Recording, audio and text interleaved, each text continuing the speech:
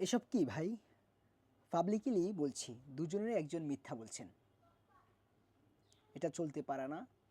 আর দলের গুরুত্বপূর্ণ পোস্টে হোল্ড করেও আপনারা যেভাবে ব্যক্তিগতভাবে বিচরণ করছেন এবং তা পাবলিক করে এনসিপিকেই বিতর্কিত করেছেন।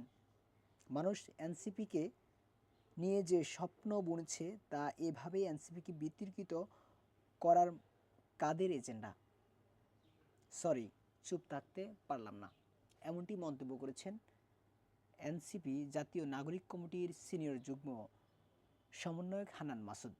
তিনি এই কমেন্টটি করেছিলেন হাসনাত সার্জিস দুজনের মধ্যে যে পাল্টাপাল্টি পোস্টের যে চলছিল সেই পোস্টের মধ্যে, অর্থাৎ সার্জিস আলম তিনি একটি পোস্ট করেছেন, সেখানে এই কথাগুলো বলেছিলেন বৈষম্যবিরোধী ছাত্র আন্দোলনের সাবেক মুখ্য সংগঠক এবং জাতীয় নাগরিক কমিটির সিনিয়র সিনিয়র যুগ্ম সমন্বয়ক হান্নান মাসুদ। তিনি বলার পরেই কিন্তু সাথে সাথে কি আলোচনায় আসে সোশ্যাল মিডিয়া এবং নিউজগুলোর মধ্যে, এবং তাকে এই কথাগুলো কি কোড রেখে কিন্তু আলোচনা চলছে। অর্থাৎ আমি আর চুপ থাকতে পারলাম না, হাসনাত এবং সার্জিসকে কেন্দ্র করে এমনটি মন্তব্য করেছেন হান্নান মাসুদ। দর্শক, একটি কথা বলে রাখি, সেটি হচ্ছে যে যেটি ঘিরে এই হাসনাত সার্জিস দুজনের মধ্যে কিন্তু পাল্টাপাল্টি পোস্ট এবং কথা হচ্ছে, তার তার মূল বিষয়টি হয়তো আপনি ইতিমধ্যে জানতে পেরেছেন, তবু আমি একটু বলে রাখি। সেটি হচ্ছে যে গত ১৩ই মার্চ সেনাবাহিনীর প্রধান ওয়াকারুজ্জামানের সঙ্গে হাসনাত আবদুল্লাহ এবং সার্জিস সহ আরও কয়েকজন ছিল, এমন নামটি কিন্তু প্রকাশ করেনি হাসনাত আবদুল্লাহ, এমনটি কিন্তু বৈঠক হয়েছে এবং সেই বৈঠকে বাংলাদেশের রাজনীতি, সমসাময়িক বিষয় নিয়ে এবং আগামী নির্বাচন নিয়ে, এছাড়াও আওয়ামী লীগ পুনর্বাসনের বিষয় নিয়েও কিন্তু আলোচনা হয়, এমনটি কিন্তু বলেছিলেন হাসনাত আবদুল্লাহ। সেই ১৩ মার্চে তাদের সঙ্গে প্রধান সেনাপতি ওয়াকারুজ্জামানের সঙ্গে বৈঠক হয়।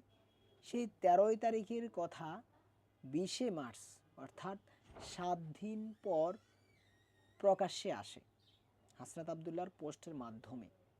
তখন জানা যায় সেখানে আওয়ামী লীগের কাকে সভাপতি করা যায়, নতুন আওয়ামী লীগ আবার বন্দোবস্ত হবে, বিগত সময়ে আওয়ামী লীগের যে কার্যক্রম এগুলোর জন্য তারা ক্ষমা চাইবেন, এবং তারা সোহেল তাজ এবং শিরিন শারমিন, সাবের চৌধুরী সহ এদেরকে কিন্তু আওয়ামী লীগের সভাপতি হওয়ার সম্ভাবনা রয়েছে, এমনটি কথা বলছিলেন সেনা প্রধানের সঙ্গে বৈঠক বসার পর, এমনটি কিন্তু বলছিলেন হাসনাত আবদুল্লাহ।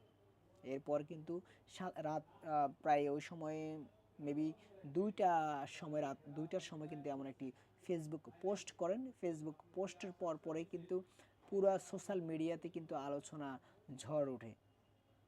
সো আজকে ঘণ্টাখানেক আগেই কিন্তু সার্জিস তিনি কিন্তু একটি পোস্ট করেছিলেন হাসনাত আবদুল্লাহকে উদ্দেশ্য করে, এবং তিনি বলছিলেন যে নর্মালাইজেশন, যে হাসনাত আবদুল্লাহর যে পোস্ট সেখানে কিন্তু যেভাবে তিনি উপস্থাপন করেছেন আসলে এরকম কোনো কিছু হয় নাই সেনা প্রধানের সঙ্গে। সাধারণত আমরা কারোর সাথে বসলে সেখানে সিনিয়র জুনিয়র যেভাবে কথা মেনটেন হয় সেভাবে কিন্তু কথা হয়েছে, কোনো ধরনের আঘাত দিয়ে তেমন কোনো কথাবার্তা হয়নি, এমনটি কিন্তু সার্জিস আলম বলছেন। অন্যদিকে হাসনাত আবদুল্লাহর কথা ছিল যে ওয়াকারুজ্জামান তিনি কিন্তু রাগান্বিত উত্তেজিত হয়ে কিন্তু বিভিন্ন ধরনের কথা বলছিলেন, এমনটা কিন্তু জানিয়েছিলেন হাসনাত আবদুল্লাহ।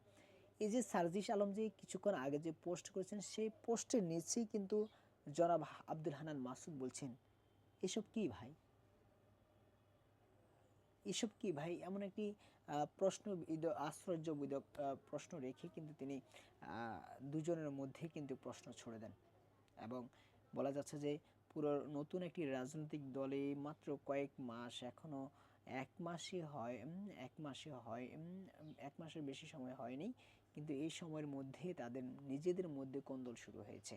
দর্শক, একটি প্রশ্ন রাখতে চাই আপনার কাছে, সেটি হচ্ছে যে নাগরিক কমিটি এবং বিভিন্ন ক্যাম্পাসের সাধারণ শিক্ষার্থী এবং রাজনৈতিক দলগুলো অধিকাংশ মধ্যে কিন্তু কিছু কিছু রাজনৈতিক দল আওয়ামী লীগ নিষিদ্ধের দাবি জানিয়েছেন।